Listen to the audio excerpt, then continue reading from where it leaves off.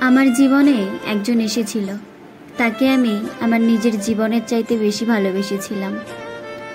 রোজ কথা হতো, বেশ ভালো লাগতো তার সঙ্গে কথা বলতে, সময় কাটাতে। একটা কথা কি জানো, ভালোবাসার মধ্যে না একটা অদ্ভুত শক্তি আছে। তার সঙ্গে কথা বলতে বলতে কখন যে রাত হচ্ছে, কখন যে দিন হচ্ছে তুমি বুঝতে পারবে না। একদিন রাতে তার সঙ্গে কথা বলতে বলতে কখন যে সকাল হয়ে গেছে আমিও বুঝতে পারিনি, সেও বুঝতে পারেনি।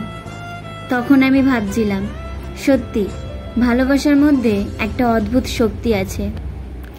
কিন্তু এখন সেই মানুষটা আমার জীবনে নেই।